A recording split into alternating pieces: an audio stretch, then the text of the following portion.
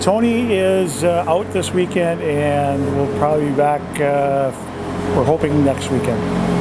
So his lobbying efforts over there at the end of practice were unsuccessful? No, I just told him to keep skating. The nice thing is he can skate, so. But he'll be back hopefully for Denver. Start of NCHC play, tough not to have Tony going against a team like Omaha, which is known for its speed. Well, I think anytime you lose your leading scorer, one of your top players, but we need some guys to step up and change some lines around, and we'll see how those work. But yeah, absolutely. I mean, you don't want to lose anybody, but certainly a guy that's one of our top players.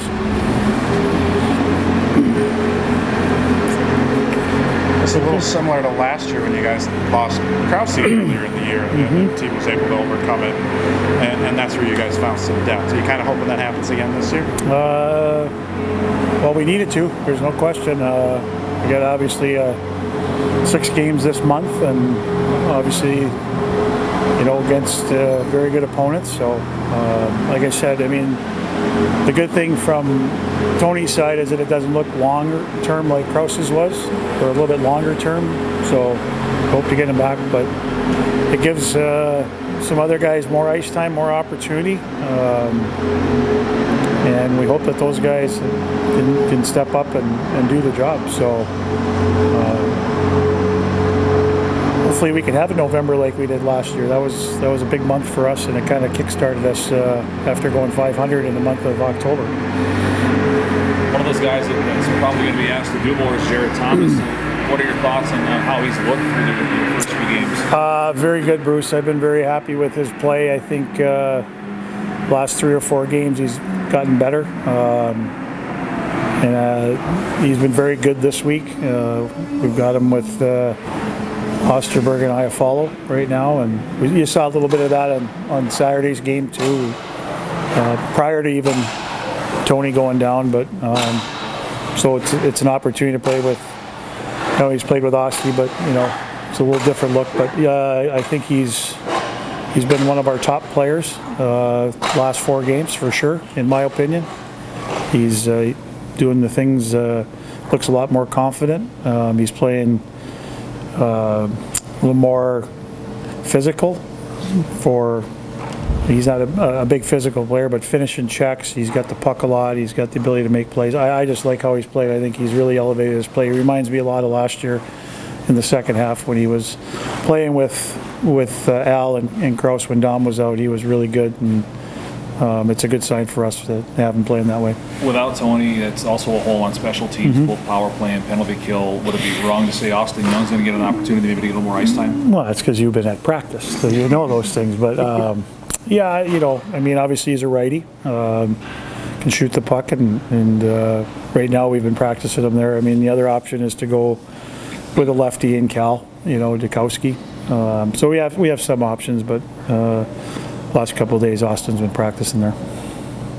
You guys excited to be into the conference season? And does it come at the right time where it's you're happy it's here? Well, to me, it's another tough weekend. I mean, obviously these are conference games, they're points.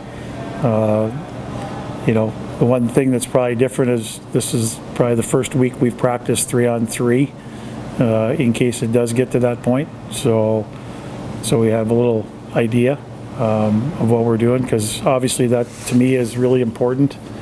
Last year the shootout was points. This year it's 3-on-3 before the shootout. So we want to make sure our guys take that kind of 3-on-3 play, the way they should. It's really important, because it could be the difference in finishing higher or lower in the standings if you get in those situations. So we practiced that a little bit this week, but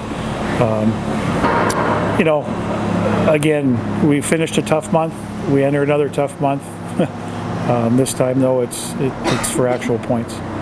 You talked about the 3-on-3. I mean, what's that been like? How are the guys adjusting to that? Well, I mean, we haven't done it a lot. I mean, you guys have probably watched it in the NHL. I mean, it's pretty wide open. I mean, any mistakes, you're going to have, pretty good offensive chances the other end of the rink. I mean, there's certain things within the line changes are going to be critical.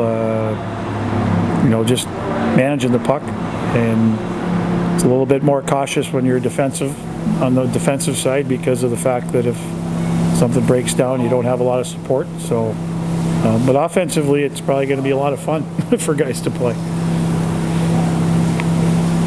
UNO plays some pretty quick, physical hockey. I guess what are you guys expecting out of this weekend? Well, their top line is as good as any line in the league, with Gensel and Ortega, and then they've got a freshman in Olofsson that stepped in and really complemented that line. But they were a young team last year that got a lot of experience making it to the Frozen Four. Their goaltending was the big question mark, but that answer, at least through the first 6 games, was kind of figured out, that they didn't give up a lot. And obviously last weekend Western found a way to score 10 goals against them, so hopefully we can do the same. But we expect an up and down team that they forecheck hard, they're on the puck, they've got some really good offensive players, a good power play,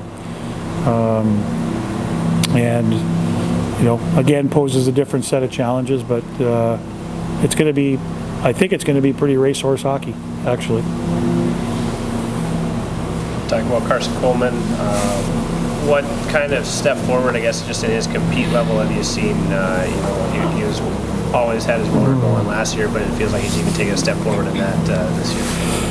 Well, I wouldn't say he's taken from the compete level, because I think he's always had that, Jack. I think he's he's a kid that's very focused on what he's doing. He's a 200-foot player. He's our best 200-foot player. Meaning he can play the offensive end, and he's very good defensively, and he's very conscious of his play away from the puck. I think the added strength has helped his confidence level in all those situations, both physically in the battles and also not just defensively without the puck, but also offensively. And I think anytime a player has that confidence, their play is elevated. But he's been pretty consistent. We don't usually worry too much about him competing hard. But just I think that added strength for him has built his confidence level to a little bit higher level.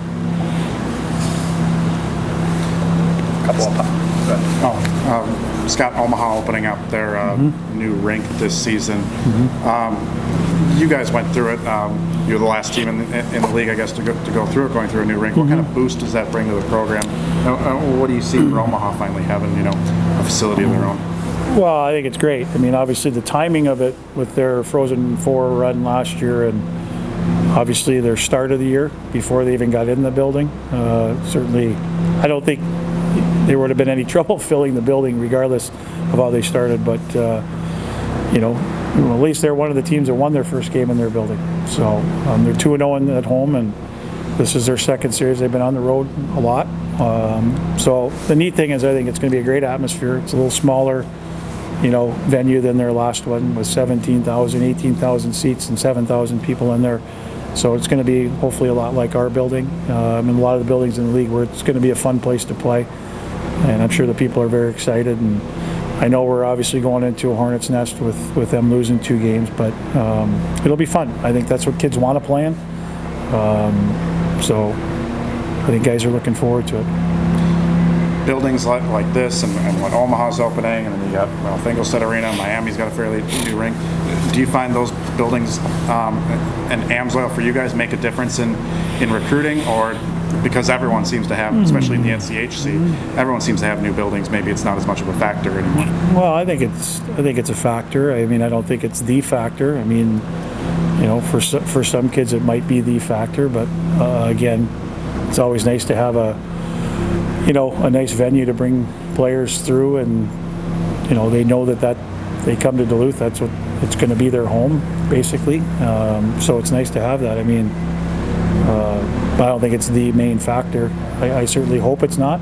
I think there's other things that are a lot more valuable, or as important, I should say, as just a facility.